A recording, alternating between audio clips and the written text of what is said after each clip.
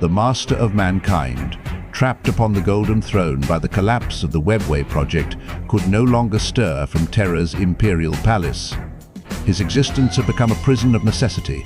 Only his unbroken will held back the surging tides of warp energy leaking from the breach behind him, while daemons, spilling forth from the webway, gnawed at the ranks of his custodian guard and the silent sisters, draining their strength with each passing hour. Yet the galaxy's torment was only deepening. Warp storms raged anew across the stars, making even short-range jumps.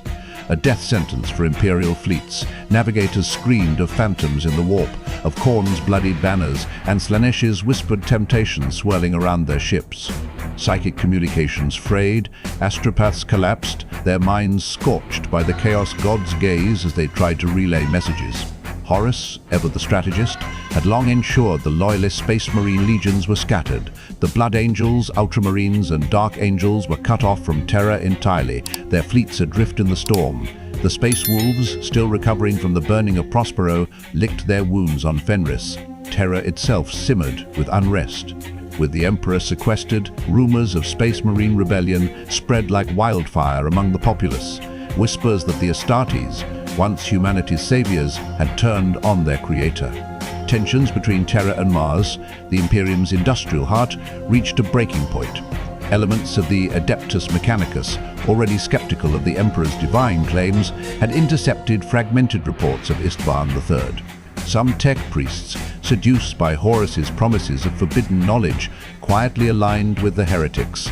All these crises fell to two men, Malcador the Sigillite, the Emperor's regent, and Rogal Dorn, Primarch of the Imperial Fists and defender of Terra. When Nathaniel Garo, bloodied, exhausted, and clinging to life, finally reached Terra with proof of Horus's treachery, the Imperium's military was already in shambles. Dorn, ever pragmatic, dispatched the bulk of his Imperial Fists legion to Istvan III, hoping to rescue the besieged loyalists. But the walkstorm shredded their fleet. What remained was forced to take refuge in the remote Foul system, powerless to intervene. A false hope, the return of astropathic communications. Then, a flicker of light, Malcador and Dorn detected a faint clearing in the warp astropathic signals, long silenced, began to trickle through. Malcador, wary of Chaos's deception, ordered his psychers to verify the transmissions repeatedly. When they confirmed the signals were genuine, even the Sigillite allowed himself a moment of hope. Perhaps the Imperium's luck was shifting. Dorn lost no time. He reached out to 7 legions scattered across the galaxy, the Iron Warriors, Night Lords, Iron Hands, Salamanders, Raven Guard, White Scars, and Alpha Legion. He laid bare Horus's betrayal of the Emperor, of the Imperium, of Brotherhood. As Malcador's appointed loyalist commander, Dorn issued his orders. 6 legions, all save the White Scars, whose homeworld of Chogoris lay too far from Istvan, would converge on the Istvan system to annihilate the heretics, joined by a detachment of Terra-based Blood Angels. Command of this punitive fleet fell to Ferrus Manus, Primarch of the Iron Hands. His hatred for Horus's cabal, already kindled by recent events, made him the ideal leader. Dorn, meanwhile, would hold Terra with his dwindling Imperial Fists, reinforced by Jagatai Khan's White Scars, who were ordered to rush back to the Sol system and fortify the capital. Ferrus Manus, betrayal by a friend. Ferrus Manus needed no urging. Long before Dorn's signal arrived, he had clashed with Fulgrim, Primarch of the Emperor's children, and his once dearest friend. Fulgrim had come to him, honeyed words dripping with lies, begging Ferrus to join Horus's crusade for a better Imperium. Ferrus, his metal hands, forged in a forgotten battle on Medusa, trenched into fists, had rejected him outright. The fight that followed was short but brutal. Ferrus's iron hands cut through Fulgrim's honor guard, forcing the Emperor's children to retreat. For Ferrus, the betrayal was personal. Fulgrim had been more than a brother. He had been the only Primarch who understood Ferrus's obsession with strength and perfection. To see him corrupted, twisted by chaos into a pawn of darkness, was an insult to everything they had shared. "I will break him," Ferrus vowed to his captains, his voice cold as Medusan steel. "I will make him answer for every drop of loyalist blood he's spilled." When Dorn's order arrived, Ferrus split his legion. He led 10 companies of his elite Morlock Terminators, clad in cataphractii pattern armor, their weapons wreathed in plasma aboard fast attack cruisers racing ahead to Istvan. The rest of the Iron Hands, slower but more numerous, would follow. By the time Ferrus reached the Istvan system, 2 loyalist fleets already waited, the Salamanders under Vulcan's calm command, and the Raven Guard, led by Corax, whose scouts had pinpointed the heretics' lair on Istvan V. The trap on Istvan V. Istvan V's orbit was eerily empty. No sign of Horus's fleet. But Corax's Raven Guard, masters of infiltration, had mapped the planet's surface. A massive, fortified complex dominated the Ugol Plateau, carved into the ruins of an ancient Xenos stronghold. Inside, Horus's forces, the Sons of Horus, World Eaters, Death Guard, and Emperor's children lurked, their positions hidden by deep underground bunkers and anti-orbital batteries. The heretics had even co-opted Mechanicus traitors to reinforce the fortress, digging tunnels that snaked beneath the plateau, impervious to orbital bombardment. Vulcan and Corax urged caution. "We wait for the others," Vulcan argued, his voice steady. The Salamanders, renowned for their compassion, had already spotted civilian refugees hiding in the plateau's caves. He refused to risk their lives in a premature attack. Corax, ever the tactician, added, "Horus's fleet is missing for a reason. This is a lure." But Ferrus, his patience frayed by a hunger for vengeance, would not be swayed. "Fulgrim is here," he snapped. "Every moment we wait, he mocks the Emperor's name." Then, a breakthrough, Ferrus's astropaths picked up signals from the approaching Iron Warriors, Night Lords, Alpha Legion, and Word-Bearers. They would arrive within hours. Emboldened, Ferrus pressed his case. "We strike now," softened their defenses. "When the others come, we crush them together." Vulcan and Corax, seeing no way to dissuade him, relented. The attack began at dawn. The Loyalist fleet unleashed a storm of macro-cannon shells and lance fire on the Ugol Plateau, turning the Xenos ruins into a smoldering wasteland. But, as Vulcan had feared, the bunkers held. When the smoke cleared, the heretics' anti-orbital batteries still roared, so Ferrus ordered the drop. Thousands of Astartes from all 3 legions piled into drop pods and thunderhawks, descending through a hail of flak toward the plateau. The slaughter begins. The ground war was a bloodbath. Loyalist Astartes fought with the fury of the betrayed. Iron Hands Terminators smashed through bunker doors with their power fists. Salamanders Flamers incinerated heretics hiding in tunnels. Raven Guard snipers picked off enemy heavy weapon teams from the ruins. Ferrus, at the vanguard, cut a swath through the Sons of Horus, his plasma pistol searing through power armor like paper.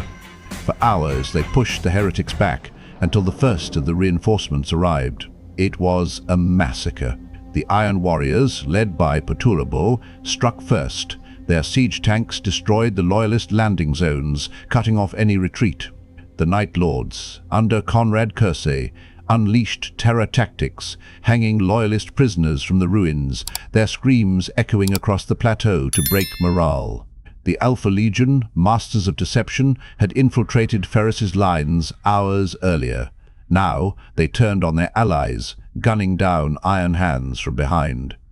The Word-Bearers, Lorgar's fanatical warriors, chanted chaos incantations, summoning daemons to tear through the Loyalist ranks. Vulcan and Corax realized the truth too late. "We've walked into a trap," Corax snarled, ordering his Raven Guard to fall back into the tunnels.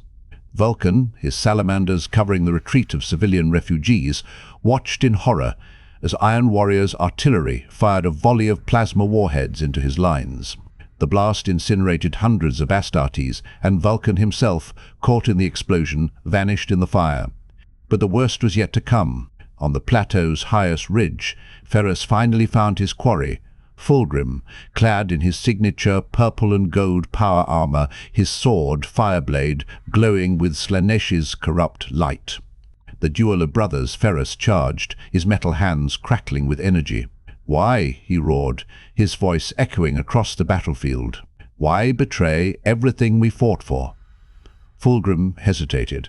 For a moment, Ferrus saw a flicker of the friend he had known, the Primarch who had once laughed with him over victory feasts, who had stood beside him in battle. But then Fireblade trembled in Fulgrim's hand, and his eyes darkened. The daemon within the sword, a spawn of Slaanesh, had taken control. "You never understood, Ferrus," Fulgrim sneered, his voice no longer his own. "Perfection is power. Chaos gives us that power." The duel was brutal. Ferrus's metal hands crushed Fulgrim's shoulder plate. Fulgrim's sword sliced through Ferrus's Terminator armor, drawing blood. Ferrus fought to reach Fulgrim's mind, to break the daemon's hold, but it was too late.